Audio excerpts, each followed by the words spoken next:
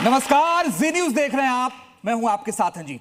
वैसे तो आपने धर्मांतरण के कई केस देखे होंगे, लेकिन आज हम आपको एक ऐसी दास्तान सुनाने जा रहे हैं जिसे सुनकर आपकी रूह कांप जाएगी।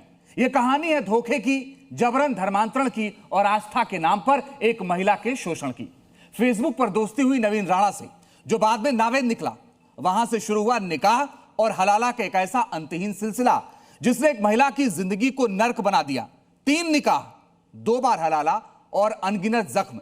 हम इसी की पड़ताल करेंगे, लेकिन उससे पहले मुजफ्फरनगर से लेकर दिल्ली की गलियों तक फैले इस नर्कलोक का सच क्या है, यह रिपोर्ट आपको जरूर देखनी चाहिए। जानना है, बिल्कुल जानना है। मुझसे बात करेंगे। धर्मांतरण के नर्कलोक का सच एक्सपोज। नाम बदलकर हिंदू बेटी को फंसाने वालों का पर्दाफाश। आप कैसे डायरेक्ट धर्म में घुस सकते हैं?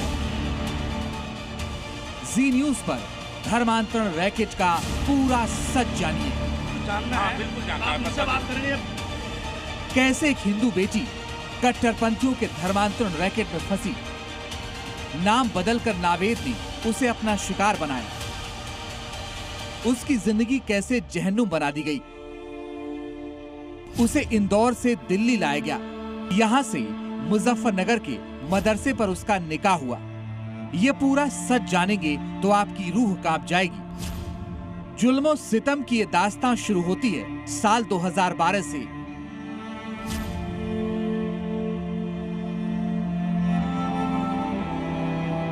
इंदौर की रहने वाली एक हिंदू लड़की सोशल मीडिया के जरिए नवीन राणा नाम के शख्स से मिलती है। नवीन उसे प्यार के जाल में फंसाता है, नया फोन देता है और 2013 में दिल्ली बुला लेता है। लेकिन दिल्ली पहुंचते ही नकाब उतर जाता है। नवीन राणा असल में नावेद निकलता है। उसे मुजफ्फरनगर के फूलत मदरसे ले जाया जाता है, जहां उसे डरा धमकाकर इस्लाम की तालीम दी जाती है। आरोप है कि मौलाना कलीम सिद्दीकी की मौजूदगी में उसे जबरन कलमा पढ़वाया गया और गौमांस खिलाने की कोशिश की गई। नवीन ने समझाया कि देखो, तुम अब अपने घर से निकल चुकी हो और अगर तुम अपने घर जाओगी तो जाहिर सी बात है कि मैं घर से भाग के आ गई हूँ तो घर वाले तुम्हें मार डालेंगे। अब तुम यहीं पर रहो, तुम्हें अब मेरे साथ ही रहना है। तो और तुम्हें ना एक सच बात बताऊं, तो मैं एक मुस्लिम फैमिली से हूँ और मेरे घर वाले तुम्हें एक्सेप्ट नहीं करेंगे, कबूल नहीं करेंगे जब तक तुम्हें इस्लाम की तालीमात मिल ना जाए। तुम यहाँ मदरसे में रहो और इस्लाम की तालीमात सीखो। मैंने बोला ये मुझे उर्दू अरबी ये लैंग्वेज मुझे नहीं आती समझ में। तो उसने कहा कि नहीं, तुम्हें सीखना पड़ेगा अगर तुम्हें मेरे साथ रहना है तो। पीड़िता का 2013 में उसका पहला निकाह अब्दुल रहमान नाम के शख्स से कराया जाता है। फिर उसका जयपुर में हलाला कराया जाता है। उसकी दूसरी शादी 2015 में मुदस्सिर पठान से कराई गई। 2019 में मुदस्सिर की मौत हो गई, जिसके बाद उसके दोस्त खालिद हुसैन से 2021 में तीसरा निकाह उसके साथ किया। 2022 में खालिद ने तलाक दे दिया और फिर अपने जीजा फखरुद्दीन से हलाला कराया। फिर दिल्ली की मस्जिद में खालिद ने दूसरा निकाह किया। जब जी न्यूज की टीम खालिद के घर पड़ताल के लिए पहुंची तो उसने रिपोर्टर के साथ बदसलूकी की। अरे कैमरे पे हाथ लगाना। यहाँ सारे में कैमरे चल रहे हैं। कोई बात नहीं चल रहे थे। आप नाराज क्यों हो रहे हैं? आपसे पूछ रहे हैं। मैं आपने कहा बच्चों को आने के ऊपर मैं खाना खा रहा हूँ, आप डायरेक्ट घर में कैसे एंट्री कर रहे हैं? बच्चे मदरसा है। नहीं, मदरसा घर क्या है? ये स्कूल मदरसा। हमें क्या पता? नहीं, आप ऐसे डायरेक्ट घुस चल रहे घर में। अगर आपका पक्ष जानने, आपका पक्ष जानने के लिए पक्ष कुछ जानना है, बिल्कुल जानना है। है। मुझसे बात करेंगे या पहले डायरेक्ट घर में घुसेंगे? अरे तो इस पूरे मामले को लेकर पुलिस अब एक्शन मोड में है। यह मामला सिर्फ एक महिला की प्रताड़ना का नहीं है, बल्कि उन गंभीर आरोपों का है जो एक संगठित धर्मांतरण सिंडिकेट की ओर इशारा करते हैं। नवीन से नावेद बनना, पहचान पत्र बदलना और बार बार हलाला के नाम पर शोषण करना, ये सभ्य समाज पर बड़ा कलंक है। हम इसी मुद्दे पर बात करेंगे। आप बने रहिए जी न्यूज के साथ।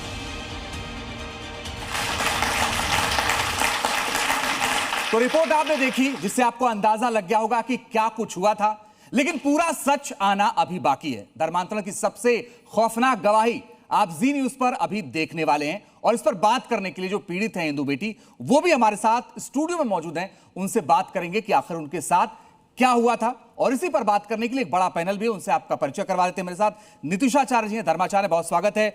जय भगवान गोयल जी मेरे साथ हैं, अध्यक्ष हैं यूनाइटेड हिंदू फ्रंट के। कामरान मलिक जी हैं जो कि मुस्लिम स्कॉलर हैं, बहुत स्वागत है सर आपका। मुमताज आलम रिजवी साहब है, मुस्लिम स्कॉलर, आपका भी बहुत स्वागत है। जाकिया खान जी हमारे साथ है, सामाजिक कार्यकर्ता, आपका भी बहुत स्वागत है। लेकिन पहला सवाल आपसे मैं करना चाहता हूं, आपको कब पता चला कि आप फंस गई हैं? जब मैं मेरठ के मदरसे में पहुंची तब मुझे लगा कि नहीं, मैं बहुत बुरी तरीके से अब फंस चुकी हूँ। क्योंकि जब वहाँ पर नवीन आया और ये बताया कि वो, वहीं पर मेरे को पता पड़ा कि वो मुस्लिम मतलब फैमिली से है, और उसने ये कहा कि तुमको मेरे परिवार वालों तब तुम्हें अपनाएंगे जब तुम कुरान पढ़ना सीख लोगी, उर्दू और नमाज पढ़ना सीख लोगी। जो मसले मसाइल होते हैं, जो गुस्ल के और वज़ू के फ़राइज़ होते हैं, जब तक ये तुम नहीं सीख लोगे तब तक मेरे घर वाले तुम्हें एक्सेप्ट नहीं करेंगे। बस वहाँ से वो चला गया, तब मुझे लगा कि मैं बहुत बुरी तरीके से फंस चुकी हूँ इस जगह। मुझे एक चीज बताइए कि आप इंदौर से दिल्ली आ गई, दिल्ली से फिर मुजफ्फरनगर गई, जो मैं पढ़ रहा था, आपको कहीं नहीं लगा कि जिसको आप नावेद नवीन समझ के बात कर रही हो नावेद है? जी नहीं, बिल्कुल नहीं। क्यों? क्योंकि वो जब मुझसे फेसबुक पे भी बात करता था तो बिल्कुल कभी उसने ऐसा फील ही नहीं होने दिया कि वो एक मुस्लिम है।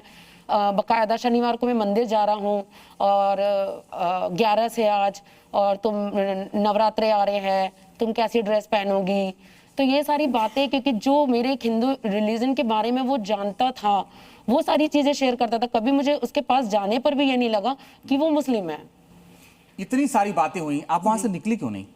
वहां से क्योंकि इतनी बुरी तरीके से फंस गई थी। क्योंकि जब नवीन नावेद जब मेरे पास में मेरठ में आया था, तब उसने ये मुझे रियलाइज कराया कि देखो तुम अपने घर से भाग चुकी हो, अगर तुम वहां दोबारा जाओगी तो या तो तुम मार दी जाओगी या फिर तुम्हारे लिए बहुत मुश्किल हो जाएगा, क्योंकि अब तुम्हारे घर वाले अब तुम्हें अपनाएंगे नहीं। क्योंकि मैं एक ब्राह्मण फैमिली से हूँ, तो हमारे यहाँ पर लड़कियों का भागना, क्योंकि हमारे खानदान में आज तक कभी ऐसा नहीं हुआ कि कोई लड़की भागी हो घर से, तो मैं एकदम मजबूर हो गई कि ये सब चीजें अब क्या हो रही है, मैं क्या करूं। ना मेरे पास फोन है, ना मेरे पास पैसे हैं, और जिस मदरसे में हमें रखा जाता था वो आगे से पूरी तरीके से पैक था और सिर्फ एक छोटा सा गेट हुआ करता था जिसमें हम जा सकते थे। ये बात 2013 की है, जब मैं मौलाना कलीम सिद्दीकी के मदरसे में मेरठ में मुझे भेजा गया था। तब वहां पर लड़कियां थी, एक लड़की के साथ में, एक हिंदू लड़की के साथ में वहां पर 5 मुस्लिम लड़कियां होती थी, और वो आपस में, जो हिंदू गर्ल्स हैं वो आपस में कभी बात ना करें, इसलिए उन पे वो चीजों का ध्यान रखा जाता था। और बाहर की तरफ पूरा का पूरा कवर्ड था, और छत पे जो छत हुआ करती थी उस पे भी बहुत ऊंची ऊंची दीवारें थी, जिसमें कि बस आसमान के अलावा हमें दिख नहीं सकता था कि क्या गली है, क्या मोहल्ला है, या कुछ भी। इस दौरान क्या होता था आपके साथ मदरसे में? मैंने सुना खाना बंद कर दिया गया था जी, खाना नहीं दिया जाता था, और क्या क्या होता था, जरा उसके बारे में विस्तार से वहां पर जब हमें, क्योंकि वहां पर नवीन तो चला गया था, तो वहां पर जो मदरसे के अंदर जो लड़कियों का मदरसा होता है उसमें एक लेडीज ही जिम्मेदार होती है, तो वो अंदर जिम्मेदार जो होती थी वो हमको सुबह 4 बजे उठाती थी, जो कि तहज्जुद की नमाज है। अमूमन पता होगा आपको कि 5 वक्त की नमाज होती है। तहज्जुद की जो, जैसे सर ने कहा है कि तहज्जुद की नमाज, तो तहज्जुद का वक्त ईशा की नमाज के बाद शुरू हो जाता है, जो कि फजर तक होता है। क्या मैं झूठ बोल रही हूँ? उनसे पूछ लें आप। और तहज्जुद की नमाज के लिए हमें 4 बजे उठाया जाता था, और बाकायदा वजू करने के बाद में नमाज तहज्जुद की होती थी, उसके बाद में हमको कुरान पढ़ाया जाता था। वहाँ सारी लड़कियां कुरान पढ़ती थी, और जो लड़की नहीं उठती थी उनको एक पतली सी डंडी होती थी, उन पे पैरों पे मार के उठाया जाता था। और वहां पर जब हम नमाज के लिए उठते थे तो फिर फजर की नमाज होती थी, फिर हमको सिर्फ चाय दी जाती थी, फिर उसके बाद में ऐसे रूटीन करते करते इशराक, चाश्त, ये नमाजें भी होती थी, क्योंकि वो 9 टाइम की नमाज हमको पढ़ाई जाती थी कि आपको अल्लाह के करीब जाना है। आप दीन जितना ईमान सीखेंगी, दीन सीखेंगे, जितनी आप अल्लाह की महबूब होंगी, क्योंकि आपको जन्नत मिलेगी। और जन्नत के 7 दरवाजे हैं, 7 दर्जे हैं, जिसमें पहला है जन्नत फिरदौस। तो आप जन्नत फिरदौस में दाखिल होंगी क्योंकि आपको अल्लाह ने चुना है। अब मुझे बताइए कि आपके साथ भी मारपीट हुई थी? हाँ जी बिल्कुल। क्यों? क्योंकि हम आयतें नहीं याद करते थे, क्योंकि सबसे पहले हमें है ना अम का पारा दिया गया था। अम का पारा होता है जिसमें नमाज में पढ़ी जाने वाली 10 सूरतें होती हैं वो हमको याद कराई जाती थी, जो कि अल्हम्दुलिल्लाह रब्बिल आलमीन से शुरू होती थी और बाकी 10 आयतें होती थी। तो अगर हम वो याद नहीं करते थे तो हमको खाना नहीं दिया जाता था। खाने में हमको, बाकी जो मुस्लिम लड़की है उनको तो अच्छा खाना मिलता था, बट हम जो वहाँ पर आई हुई थी उन लोगों को चावल और लाल चटनी के लिए लहसुन और जीरा, नमक और लाल मिर्च दे दी जाती थी कि तुम अपने हाथ से पीसो और खाओ।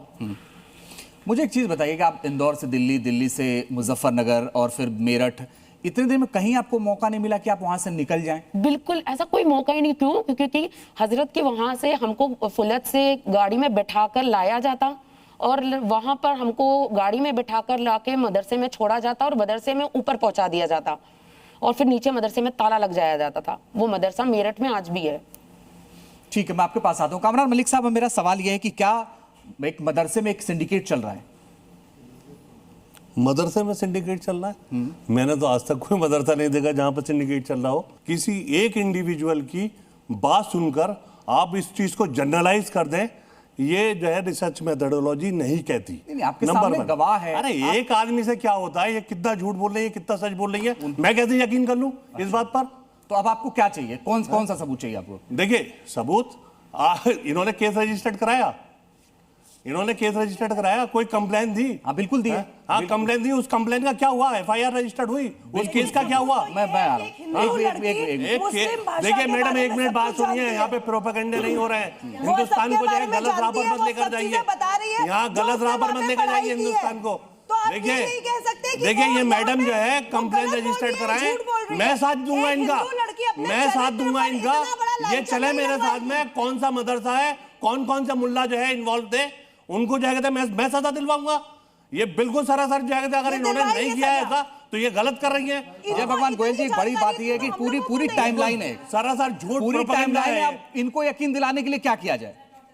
देखिए, जो ये मुल्ला मौलवी हैं, जो जिहादी किस्म के लोग हिंदुस्तान में रह रहे हैं, उनका तो टारगेट है हमारी बेटियां। बिल्कुल आए दिन ये किस्से हो रहे हैं। अल-फलाह यूनिवर्सिटी का मैटर जो फरीदाबाद का हुआ है, वहां पढ़ी लिखी डॉक्टर शाहीन जो सारा का सारा नेटवर्क चला रही थी बच्चियों को, तो वो कन्वर्टेड तो नहीं थी। कम नंबर आएंगे अगर कुरान नहीं पढ़ोगे। वो कन्वर्टेड नहीं थी। सुनो मैं बोला नहीं आपकी बारी में, सुनो कन्वर्टेड नहीं थी वो, पहले सुनना भी सीखो। सुनो वो कन्वर्टेड नहीं थी। मैं बोला हूं क्या? मैं आपसे जानना चाहता हूं, एक सवाल उन्होंने उठाया और ये सवाल उन्होंने ये उठाया कि क्या पुलिस के पास गई, मुकदमा दर्ज हुआ? मैं चाहता हूं उस पर आप जवाब दीजिए। मैं पुलिस के पास में गई, कई दफा गई, तो वहां पर मेरा पति पत्नी का एक झगड़ा, पुलिस ने कंप्लेंट रजिस्टर्ड कर ली, जबकि वहां पर मैंने ये कहा, अभी 2024 की बात है, जबकि मैंने उन्हें ये कहा कि सर मेरे साथ में हलाले जैसी तक प्रोसेस हुई है और मुझे खालिद हुसैन ने नोटिस भेजा है, वो नोटिस मैं लेकर आई हूँ, आप पढ़े एक बार, कि ये हिंदू है और मुस्लिम का शादी नहीं होता है, निकाह नहीं होता है। तो जब मैं हिंदू हूं तो फिर मेरा हलाला क्यों? मैंने ये सवाल वहां थाने में जाके करा SHO से, तो उन्होंने बोला ठीक है हम तुम्हारी जांच करेंगे, क्योंकि मैं अकेली थी यहाँ, ना मेरी फैमिली सपोर्ट में है, ना कोई मुस्लिम संगठन के लोग सपोर्ट में आए। यहाँ तक कि जमीयत उलमा के हिंद के लोगों से मैंने बात करी और उनसे कहा कि मेरे साथ में उन्होंने ऐसा करा है, तो कहते हैं कि तुम कन्वर्जन का सर्टिफिकेट ले आओ। तो मेरे पास रिकॉर्डिंग बकायदा आपके यहाँ दी मैंने, तो उन्होंने कहा है कि तुम कोई अच्छा वकील करो तो कन्वर्जन का सर्टिफिकेट बनवा लो।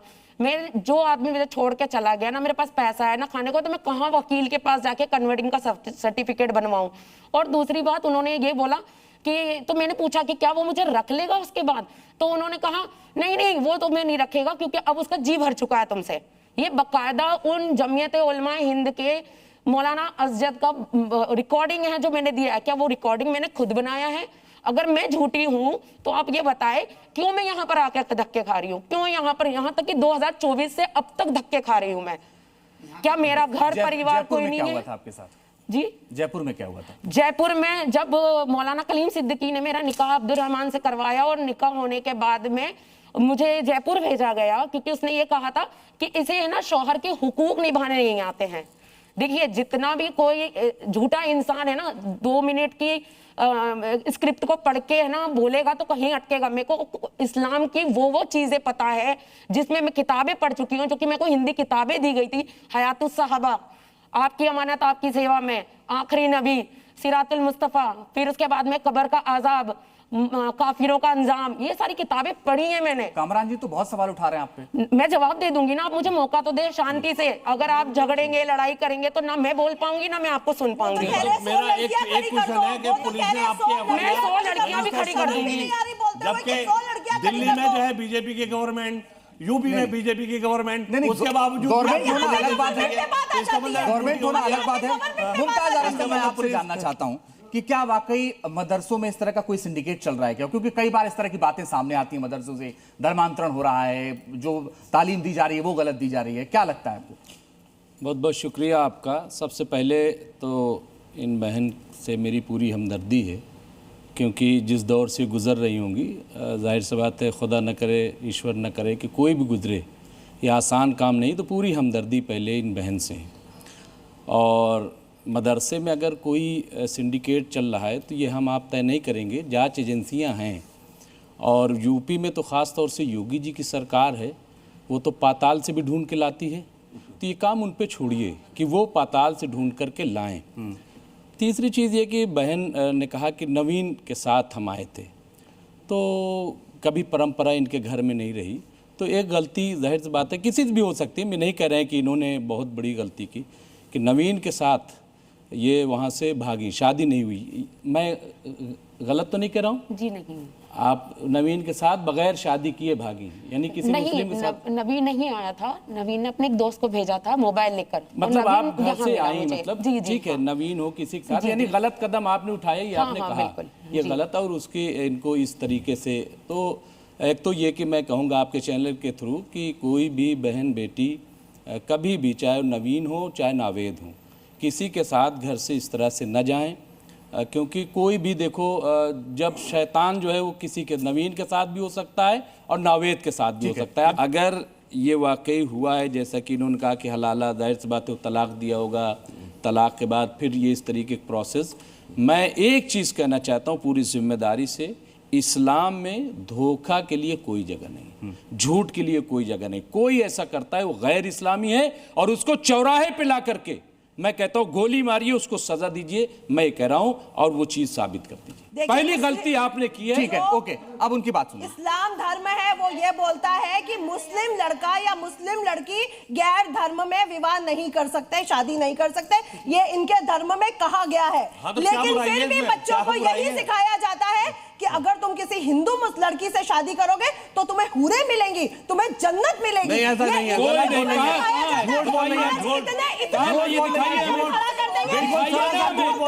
हमें वो किताब दिखाइए, ऊपर से दिखाइए, जो ऐसा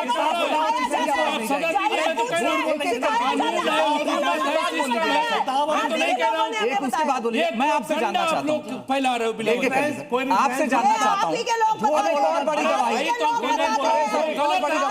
वो गलत है क्या? बोलो, एक सेकंड सर, एक सेकंड, एक और बड़ी गवाही सुनिए, आपके सामने है सर, कोई बात नहीं। क्या आपका सौदा किया गया, आपको बेचा गया, इस तरह की भी बातें हुई? हाँ जी। क्या हुआ? मैंने अब्दुल रहमान के फोन कॉल पर, क्योंकि जब भी वो घर से जाता था तो मेरे को ताले में नमाज पढ़ने जाता तो लॉक लगा कर जाता था, तो गेट के बाहर ही वो खड़े होके फोन पे बात कर रहा था। अब वो हजरत से कर रहा था या किसी से कि 2 लाख रुपए अभी तक पहुंचाए आपने, और इस आफत को मेरे को रखना पड़ रहा है, और अभी तक सिर्फ 2 लाख आए हैं। तो वो 2 लाख रुपए हजरत ने खुद दिए। मैं आपको बताती हूँ, कन्वर्जन जब होता है ना तो सर्टिफिकेट बनते हैं, और आउट ऑफ इंडिया से उसके नाम पर अमाउंट आता है कन्वर्जन का, ठीक है, वो किसी को नहीं मिलता है। क्योंकि मैं फुलत में रही हूँ, मुझे पता है कितनी लड़कियां वहां, लड़के या लड़के तो बहुत कम ना के बराबर, पर लड़कियां ऐसी आती थी जिनको कन्वर्ट किया जाता था, और आउट ऑफ इंडिया से उनका पैसा आता था, उनके रहने खाने खर्चा हर चीज का। और बात रही कि जैसे मैम ने बोला कि मतलब ऐसा लिखा है कि ये शादी मतलब होती है तो मतलब हिंदू लड़की से, तो बिल्कुल ये बात सच है कि हिंदू अगर किसी गैर मुस्लिम से, बकायदा वो भी मैंने सर को रिकॉर्डिंग दी है जिसमें खालिद हुसैन ये कह रहा है कि मैं तो चाहता था कि किसी नॉन मुस्लिम से शादी करूं मैं, तो गैर मुस्लिम से शादी करने पर इन्हें कहा जाता है कि तुम्हें 7 हज का सवाब मिलेगा, 7 हज का सवाब मिलेगा। इस्लाम नहीं कहता, और वो कह रहा होगा बहुत लड़का, इस्लाम नहीं मेरे कहता। पास वो मौलाना है, मैं तो कामरान साहब एक चीज बताइए कि ये तो मौलाना ही पैसे लेके निकाह करा, आप कैसा सबूत चाहिए आपको? शादी नहीं हो सकती। एक सेकंड हो जाएगा। इस्लाम के अंदर जो है जोर जबरदस्ती नहीं है, मतलब किसी को कन्वर्ट करना भी जबरदस्ती मतलब नहीं कर सकते। इसीलिए तो सवाल है, ये हो रहा है तो ही तो सवाल है। ये कहाँ हो रहा है? देखिए ये क्यों कहाँ कैसे हो सकता है? गलत है ना, कैसे हो सकता है? मैं बता रहा हूँ कैसे हो सकता है। जिसने मुझसे जिसने मुझसे शादी करी है वो हाफिज कुरान है, फाजिल है। हाँ, हाफिज हो सकता कुरान है। फाजिल है। आप उसकी फोटो दिखाइए ना। मैं बताता हूँ आपको, वो जब देखिए, समाज के अंदर वो दोनों मौलाना की- तो नहीं, मौलाना है वो, हाफिज कुरान है। और जबकि वो तो जमीयत के बड़े बड़े जलसे में, प्रोग्रामों में शिरकत करता है और जमीयत उलमा हिंद का वो जनरल सेक्रेटरी है लोनी गाजियाबाद का। अच्छा, तो आप वो बोलिए, कोई आप ऐसी बहुत थोड़ी देर से ना है। बोलना चाह रही हैं, आप पहले बोल लीजिए। मैं सिंपल सा बात बोल रही हूँ कि बच्ची ने कहा कि मेरे को कोई सहयोग नहीं मिला। सबसे पहले तो मैं आपके टीवी चैनल से अनाउंस कर रही हूँ कि मेरी एनजीओ खुद इनका केस लड़ेगी, ठीक है।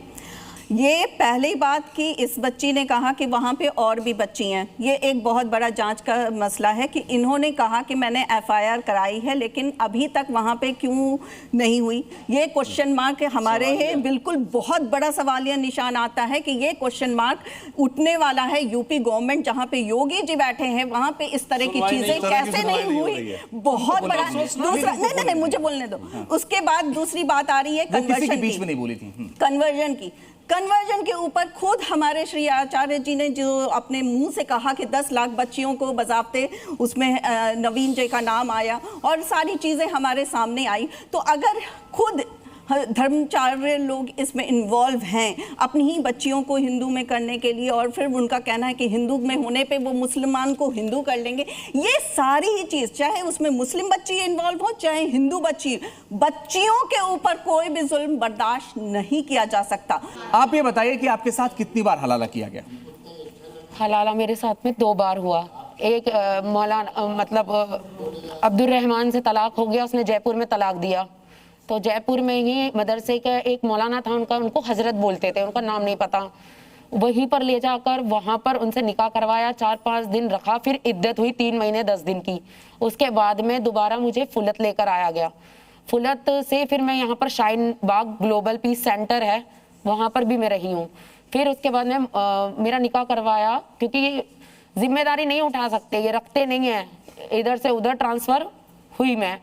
फिर निकाह हजरत ने करवाया मोहम्मद मुदस्सिर खान पठान से। फिर वहाँ से उनसे निकाह हुआ। फिर मुंबई और अहमदाबाद, गुजरात, ऐसा होते होते फिर उसके बाद में वहाँ पर उसकी डेथ हो गई करंट लगने से। तो उनका जो दोस्त था वो खालिद हुसैन था। खालिद हुसैन वहाँ आया, मुझे लेकर गंगो गया और बोला कि बहन तुम फिक्र मत करो, मैं तुम्हारे साथ में हूँ। मतलब क्योंकि फाइनेंशियल आदमी वो मर गया तो मेरे पास फाइनेंशियली तो दिक्कत हो ही गई थी, मैं जाती तो कहाँ जाती। अब उसके बाद में जब वो मुझे गंगो में भेजा उसने, तब उसने फिर मेरे को निकाह के लिए बोला। उसने मुझसे निकाह करा, फिर उसके बाद झूठ ये बोला कि मेरी बीवी मर गई है, वहाँ ऐसा सबको बोला। पर उसकी बीवी जिंदा थी, उसकी माँ, उसके भाई, उसकी बहन, सब लोग मिले हुए थे और मुझे लेकर आए और मुझे ये पता पड़ा। फिर उसने मेरे को तलाक दी। तो उसकी माँ ने और उसकी बहन ने, क्योंकि वो मारपीट भी बहुत करता था, तो मैंने सब फोटोज वगैरह दे रखे हैं यहाँ। हाथ तोड़ दिया था, कान में वर्टिको हो गया था और मुंह पे इतना मारा था कि मेरे यहाँ के जबड़े जो है वो मतलब अटक गया था। सब कुछ मैंने एज अ प्रूफ दे रखा है। और फिर उसके बाद में उसकी माँ ने समझाया कि बेटा देखो तुम पुलिस थाना मत करो जाकर, और इसने गुस्से में जो कर दिया सो कर दिया है, अभी तुम्हें ही रखेगा और तुम्हें बहुत प्यार करता है, ये है वो है। तो उन्होंने बोला कि तुम एक हलाले का प्रोसेस होएगा। मेरा नहीं, मैं वो नहीं करूंगी, मेरे को उस चीज़ से बहुत डर लगता है, मैं वो नहीं करूंगी। नहीं, वो जो मौलाना ने करा ना वो गलत था, हम तुम्हारा सही तरीके से होएगा, बस वो निकाह होएगा, उसी टाइम तलाक हो जाएगा। उन्होंने ये बात बोली। तो देखिए मैं झूठ कहानी बोल के मुझे क्या हासिल करना है, कुछ नहीं। मुझे तो बस इंसाफ ये चाहिए कि मेरे साथ में ये सब चीज़ें हुई और उसके छोड़ने के बाद भी मैं निकल नहीं पाती। वो मेरी दोस्त और भैया जो है उन्होंने सपोर्ट करा, वरना किसी हिंदू से तो मेरा कांटेक्ट भी नहीं था। किसी को सड़क पे चलते हुए किसी हिंदू को तो मैं पकड़ नहीं सकती थी कि भैया मेरी बात सुन लो आप। तो जब मेरी दोस्त से कांटेक्ट हुआ तब इसने मुझे हिम्मत दी और उस जगह से मेरे को निकाला, वरना उसके छोड़ने के बाद भी मैं बुरखा, मैं आपको फोटो दिखाती हूँ, बाकायदा मैं बुरखा किस तरह से वियर्ड करती थी। और वहां पर एक सेकेंड, और वहां पर है ना मेरे को इस तरह से रखा जाता था, देखिए हाथ में ग्लव्स, पैरों में ग्लव्स, ये एक नाखून भी नहीं दिखना चाहिए। क्यों? क्योंकि अल्लाह को नहीं पसंद है, ये गुनाह है। ये बातें सुनने के बाद ऐसा लग रहा है कि जैसे तमाम जगहों पर लड़कियों का इस्तेमाल किया गया और खासतौर पर उस मदरसे में जहाँ रखा गया था। आई एम दी मतलब प्रैक्टिसिंग एडवोकेट 25 ईयर हो गए वकालत करते करते। भले ही तुम मुझे मुल्ला बना दो या कुछ भी बना दो, तो मुझे इनकी बातों से जो मतलब क्रक्स मैं निकाल के लेके आ रहा हूँ वो ये लेके आ रहा हूँ कि इनका जो है मैट्रिमोनियल डिस्प्यूट हो सकता है। बाकी जितनी भी ये चीजें बोल रही हैं वो बिल्कुल झूठ बोल रही है, सरासर जो है कहते हैं सरासर झूठ बोल रही है और प्रोपेगेंडा है, झूठ बोल रही है, सरासर प्रोपेगेंडा है। और अगर ये सच है, झूठ बोल रही है, अगर ये सच है, अगर ये सच है, अगर ये सच है तो मेरे साथ जो है काम करें। अगर ये सच है तो मेरे साथ काम करें, मैं इनका साथ दूंगा। अगर ये सच है तो मेरे साथ गजब कर रहे हैं, झूठ बोल रहे हैं। नीतीशाचार्य जी, हिंदू बेटियां कैसे बचे, मैं आपसे जानना चाहता हूं। पहली बात तो ये माता पिता को भी इतना अपने बच्चों से फ्रेंडशिप रखनी चाहिए कि बच्ची क्या सोच रही है, क्या पढ़ रही है, क्या चाहती है, उनसे बात की जाए। ठीक है, तुम्हें लड़का पसंद है, हम देखते हैं, हम उसके परिवार को देखते हैं, फिर हम जजमेंट लेते हैं। तो इतना फ्रेंडशिप माँ बाप में होनी चाहिए, बच्चों में होनी चाहिए। पहली बात तो मैं ये बोलना चाहूंगी। दूसरा, हर लड़की को ये नॉलेज दो कि ये लड़कियों के साथ ऐसा हो रहा है जो आप कर रहे हैं। जी न्यूज में जो आज दिखाया गया है ना, आज हमारी हिंदू लड़कियां ये समझेंगी कि उनके साथ ये भी हो सकता है। हमें सुन के हमारी आत्मा बाहर आके बैठ गई। इतना बुरा लग रहा है कि मैं सुन नहीं पा रही हूँ, मुझे सुनने में बुरा लग रहा है। उस लड़की के साथ क्या हुआ होगा, क्योंकि एक हिंदू ब्राह्मण लड़की को मुस्लिम कितनी चीजें पता है जो मुझे भी नहीं पता, जबकि मैंने कुरान तक पढ़ी हुई है, मुझे भी इतनी आयतें और ये सब के बारे में नहीं पता। अरे मैडम 2011 से है ना, जय भगवान गोयल जी, मेरा सवाल यही था आपसे, कैसे बचे? ओके, अभी इसका एफआईआर रजिस्टर नहीं कराई। कमरा साहब दूसरे को बोलिए, जय भगवान। एक मिनट, मैं 112 पे कॉल करके पुलिस को बुलाए। एक मिनट, आप बोलिए। चलिए सर, मैंने आपसे पूछा था कि हिंदू लड़कियां कैसे बचे, आपने इसका जवाब नहीं दिया। मेरे पास वक्त इतना ही था, मेरे पास वक्त इतना ही था। हम ये चाहते थे कि कम से कम पीड़ित को न्याय मिले, लेकिन यहाँ हल्ला ज्यादा हुआ मुद्दों पर बात। बहुत बहुत शुक्रिया नीतीशाचार्य जी, जय भगवान गोयल जी, आपका भी बहुत धन्यवाद। कामरान जी, मुमताज जी और जाकिर जी, बहुत शुक्रिया हमारे साथ जुड़ने के लिए और हमसे बात करने के लिए। लेकिन गाजियाबाद पुलिस इस पूरे मामले की जांच कर रही है और हमें उम्मीद है कि बहुत जल्द ये बड़ा खुलासा होगा, क्योंकि आरोप बहुत बड़े हैं और ये कहा जा रहा है कि मदरसे में एक बहुत सारी हिंदू लड़कियां हैं जिन्हें टॉर्चर किया जा रहा है और भी बहुत सारे संगीन आरोप हैं। इसलिए हम उम्मीद कर रहे हैं कि बहुत जल्द ये बड़ा खुलासा गाजियाबाद पुलिस की जांच में होने वाला है। फिलहाल के लिए सबका शुक्रिया। आगे की खबरों के लिए आप देखते रहिए जी न्यूज।